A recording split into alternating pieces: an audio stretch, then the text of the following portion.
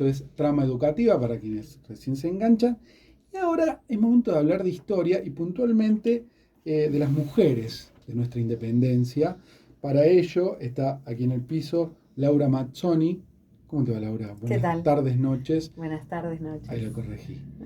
La parte de currículum la tenías vos. Es doctora, licenciada y profesora Ahí en está. historia. Ya hemos contado con su presencia en Trama Educativa para hablar sobre algunos aspectos que están medio ocultos en la historia o son los que a veces no recordamos No, mucho están completamente ocultos. en nuestros años escolares. Realmente, ¿no? En los libros de historia, digamos, cuando los estudiamos, por lo menos quienes hicimos en los 90 el colegio primario y eso, no se hablaba mucho de las mujeres e incluso a veces era la que ponía la casa, por ejemplo, cuando en realidad por ahí tenían roles mucho más preponderantes. Pero ¿cuál es la primera mujer así que tenemos que tener en cuenta para la independencia de nuestro país? No, te iba a decir antes que es algo que afortunadamente ha cambiado, esto de Sí, el visibilización. abordaje de la historia Mm. en los contenidos que se imparten en la escuela y que ya incluyen a la participación en procesos como el de la independencia de las mujeres, de las personas esclavizadas, de los afrodescendientes, etcétera. Hay como una renovación historiográfica que ya tiene sus 20 o 30 años y que por suerte ya está plasmada en los manuales y en los contenidos curriculares de las escuelas. Bien. Pero sí es verdad que cuando nosotros cursamos, porque yo también cursé en los 90, cursábamos la escuela secundaria, esto era, la mujer era un adorno, ¿no? O en los actos escolares de la primaria era la dama antigua, que no tenía mucho papel ahí, Ujú. o la vendedora de empanadas, no tenía no se le había dado el lugar que tuvo. El protagonismo, digamos, central en la gesta. Sí, o al menos no se había rescatado su figura y la actuación política que significó el hecho de que el proceso de independencia y las guerras tuvieron a las mujeres como parte y como participantes de esto que estaba aconteciendo, ¿no? Y en ese sentido vos me preguntabas quiénes ¿A podemos quiénes? rescatar. Eso. Y bueno, hay un montón de mujeres de las que no conocemos ni siquiera sus nombres, que fueron que marcharon con los ejércitos, que acompañaron a los soldados, y de las que sabemos muy pocos, solo sabemos que había en los ejércitos, que hay documentación que prueba que marchaban con las mujeres en muchos casos, pero sí hay participación de mujeres destacadas, ¿no? Principalmente en la guerra, y podemos destacar a Juana Zurduy, podemos destacar a María Remedios del Valle, que no solamente tuvieron una actuación destacada, sino que encima fueron reconocidas como tales, ¿no? Porque a ambas, en este caso, se les reconoció un grado militar por haber participado en esas contiendas, ¿no?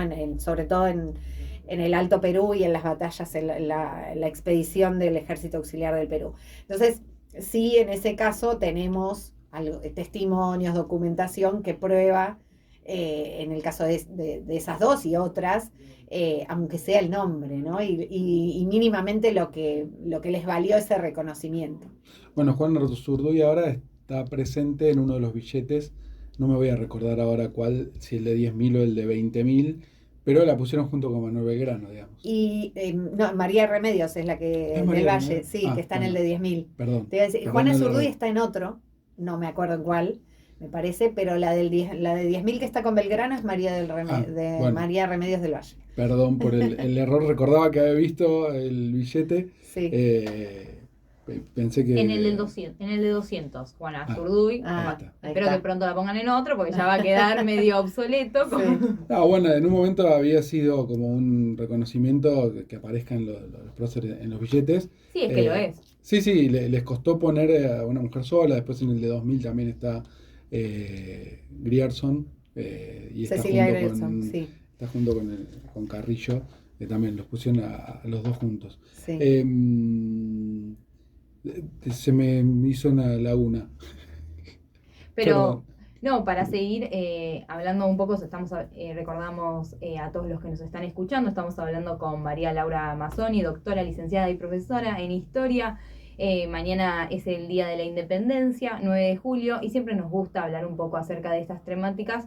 No tal que es el Día de la Independencia, qué pasó, porque esperamos que todos sepamos eso de nuestra historia y hablamos de algo quizás más oculto o un poquito que me resuena más, que en este caso son las mujeres en el Día de la Ahí está Independencia. lo que quería preguntar, que me había quedado, se me hizo la laguna, es si esto que pasa en nuestro país respecto de la visibilización o no en la historia, pasa también en el resto de los países, por lo menos en Latinoamérica, digo, para no pensar en el mundo, digo, ¿es una habitualidad en todo el continente o es solamente en Argentina?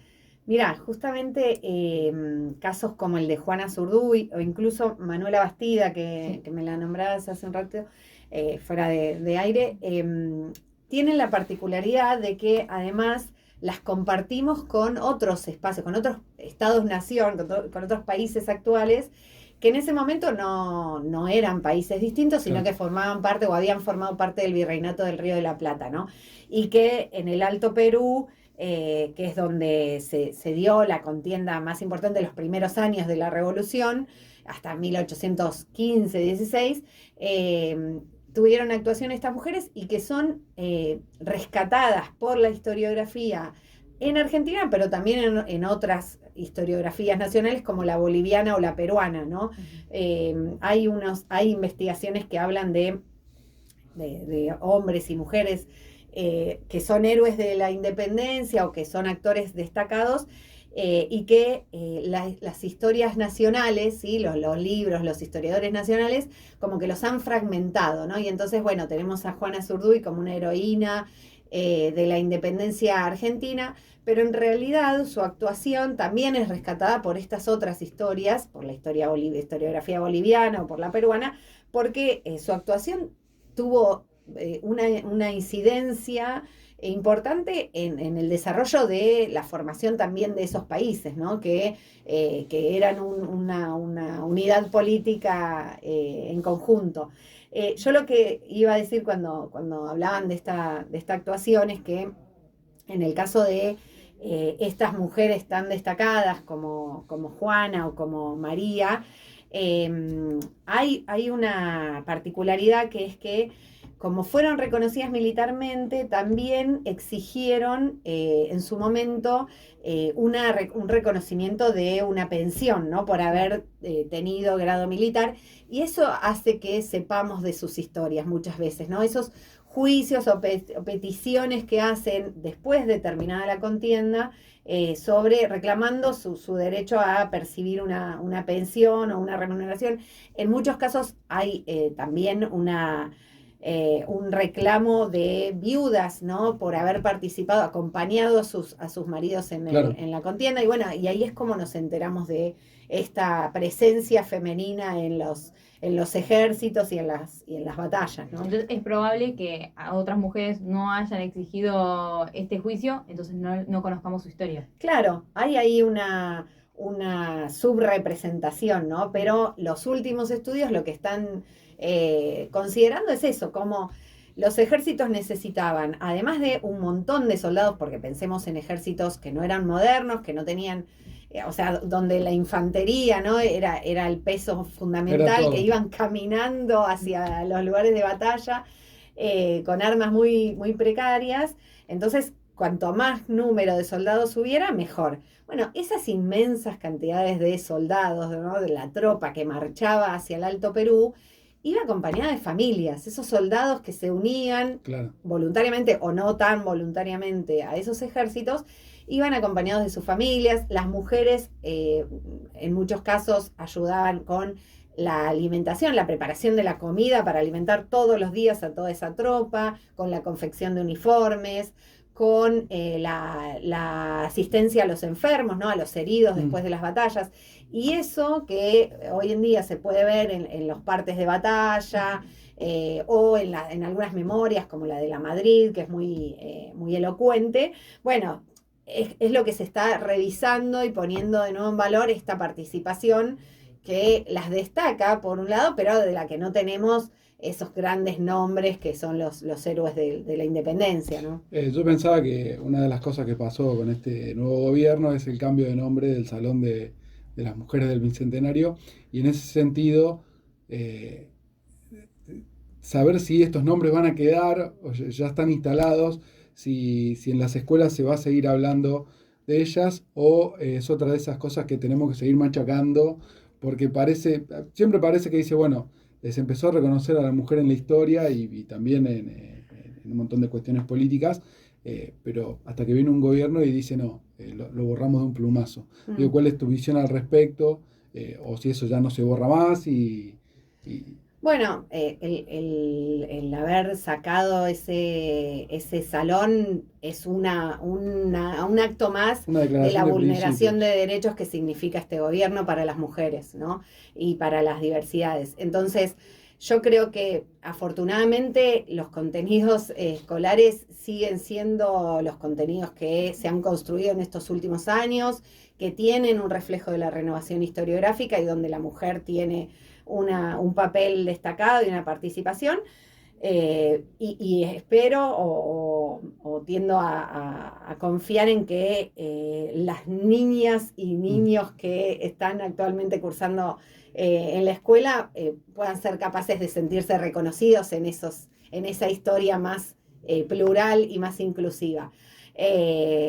Después, bueno, el tiempo dirá si podemos, Sí, vamos a tener si que podemos repensar. reconstruirnos, porque a mí me parece un mensaje muy grave, ¿no? Sí, Más sí. allá de que en las escuelas se siga hablando de la participación de las mujeres, es un mensaje muy grave, aunque parezca una pavada que no se reconozca a heroínas de la historia, es un mensaje más y es un mensaje muy nocivo para los derechos de las mujeres que no se reconozca su actuación en la historia argentina, ¿no? Porque pensá que no sé, nosotros que cursamos la escuela hace muchísimos años, yo como siendo una nena o una joven, no me sentía muy reconocida por la historia, ¿no? Yo no No. me encontraba en ese pasado en común.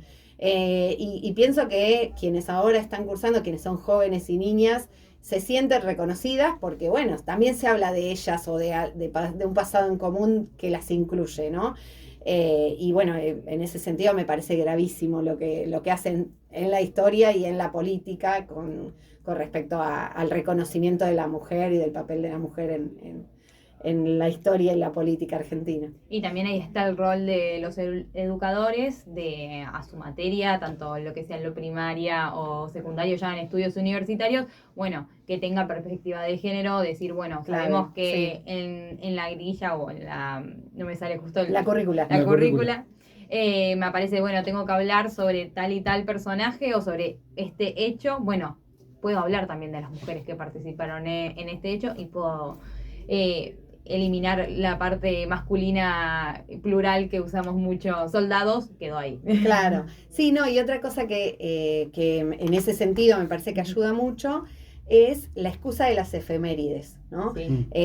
La efeméride es un conmemorar un pasado común y es una excusa que para mí es clave para la escuela, que puede ser transitada como, bueno, un acto más, las glosas y ya la declaración de la independencia, la casita de Tucumán, como a la manera tradicional, o puede ser una excusa para revisar todas estas nuevas participaciones que se ponen en juego en la historia, ¿no? Y en ese sentido, el 8 de noviembre es el Día de la Cultura Afro y de los afroargentinos, ¿no? Afrodescendientes argentinos, y eso es esa efeméride que se conmemora, no está en el calendario de feriados, ¿no? Pero No, que claro. es una efeméride que podemos usar en la escuela como excusa, es por la muerte de María de Remedios del Valle, de hecho, que además de ser una mujer que participó en las guerras de independencia, además era esclava, era morena y era esclava. Entonces, eso, la efeméride del 8 de noviembre también puede servir como excusa para revisar este pasado en común, que también incluye a las mujeres y encima personas esclavizadas, que había muchas en el Río de la Plata, ¿no? Y quizás pactamos esa fecha para una invitación y hablar un poquito más del rol. Con mucho gusto.